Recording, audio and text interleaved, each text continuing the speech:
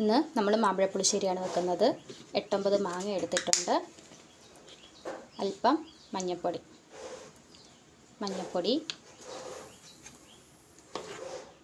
അല്പം മുളക് പൊടി,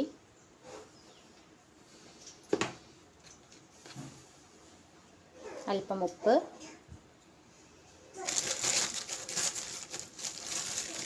പിന്നെ ശർക്കര കുറച്ചും കൂടെ ഇടാം.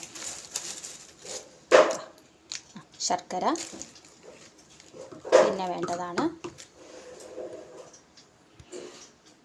പിന്നെ വേണ്ടതാണ് നെയ്യ്. കുറച്ച് ഒഴിക്കുന്നുള്ളൂ, ഉണ്ടോ, കുറച്ച് നെയ്യ്. ഇത്രയും ചേർത്ത് നമുക്ക് ജസ്റ്റ് നന്നായിട്ടൊന്ന് കൈ കൊണ്ട് ഇളക്കി കൊടുക്കാം.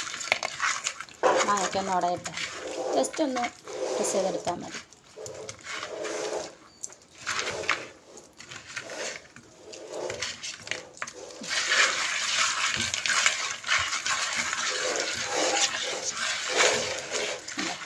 ഇനി ആവശ്യത്തിന് നമുക്ക് വെള്ളം ഒഴിക്കാം. വെള്ളം പച്ചവെള്ളമാണ്. നിങ്ങൾക്ക് വെള്ളം എന്തോരം വേണോ അതനുസരിച്ച് വെള്ളം ഒഴിക്കാം. ഇത് നന്നായിട്ട് കലക്കി നമുക്ക് അടച്ച് അടുപ്പിലോട്ട് വേവിക്കാൻ വെക്കാം. മാമ്പഴപ്പുളിശ്ശേരിക്ക് ആവശ്യമായ അരപ്പ് നമുക്കുണ്ടാക്കാം. ഒരു പിടി തേങ്ങ, ഒരു പിടിയും ഇച്ചിരിയും കൂടെ തേങ്ങ, ഒരൽപ്പം ചെറിയ ജീരകം, ഒരു പച്ചമുളക്, വേറെ ഒന്നും വേണ്ട, ഇത് മാത്രം മതി. അരച്ചെടുക്കാം. നമ്മൾ തേങ്ങ അരച്ചെടുത്തിട്ടുണ്ട്, ഇത്രയും മതിയാവും. നമ്മൾ മാമ്പഴപ്പുളിശ്ശേരി അടുപ്പിൽ വെച്ചിട്ടുണ്ടായിരുന്നു. തിളയ്ക്കുന്നേ ഉള്ളൂ, നല്ലപോലെ തിളയ്ക്കട്ടെ.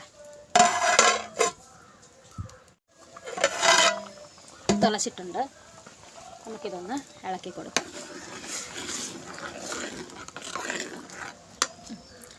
ഇളക്കി നമ്മളിതിലേക്ക് കറിവേപ്പില ഇട്ടില്ലായിരുന്നു, കറിവേപ്പിലയും കൂടി ഇട്ട് കൊടുക്കാം. ഇനി ഇത് നന്നായിട്ട് തന്നെ ഒന്ന് കുറുകട്ടെ. കുറുകിയ ശേഷം നമുക്ക് അരപ്പ് ചേർക്കാം. നമുക്കിത് തിരിച്ചടച്ച് വെക്കാം. അടച്ച് വെച്ച് നന്നായി വേവട്ടെ. ഇതിപ്പം നന്നായിട്ട് തന്നെ തിളച്ചിട്ടുണ്ട്. ഇത്രയും തിളച്ചാൽ മതിയാവും.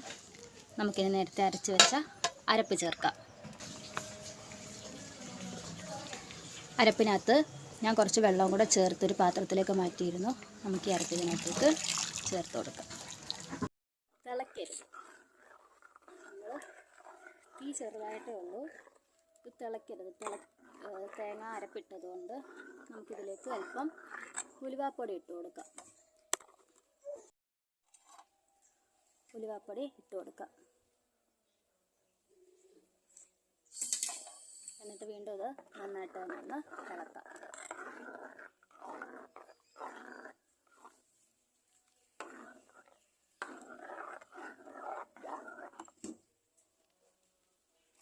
നമുക്കിനി തൈര് ഒഴിച്ച് കൊടുക്കാം.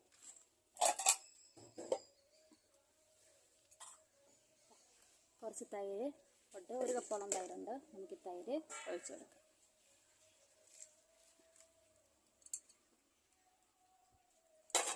നമുക്കിത് വീണ്ടും നന്നായിട്ട് തന്നെ ഇളക്കി കൊടുക്കാം. സമയത്ത് ഉപ്പും മധുരമൊക്കെ നോക്കണം.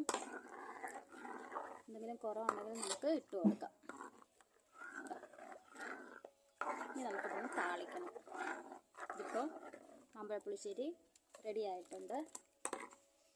ഇവിടെ വെള്ളം പോലെ വേണം എല്ലാവർക്കും. അപ്പോൾ ഇവിടെ പുളിശ്ശേരി റെഡി ആയിട്ടുണ്ട്. മാമ്പഴപ്പുളിശ്ശേരിക്ക് താളിക്കാനായിട്ട് പാൻ വെച്ചിട്ടുണ്ട്. നമുക്ക് നെയ്യ് ഒഴിച്ച് കൊടുക്കാം.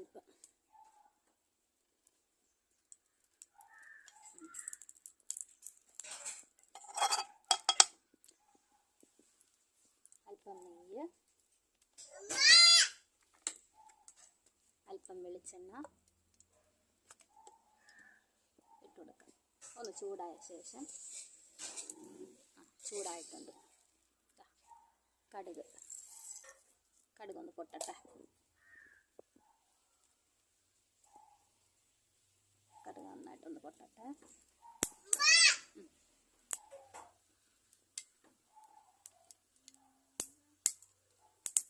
കടുക് പൊട്ടി വരുന്നുണ്ട്.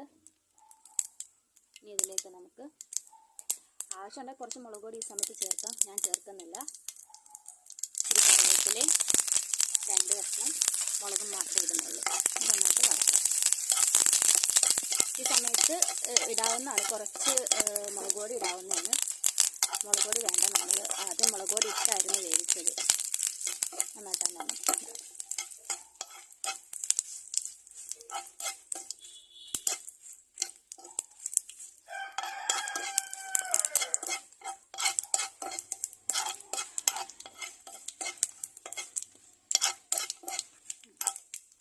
ഇത്രയും മതിയാവും.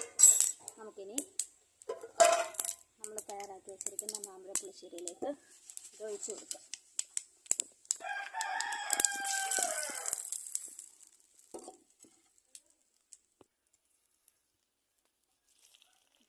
മൊത്തത്തിൽ തന്നെ ഇട്ട് കൊടുക്കാം.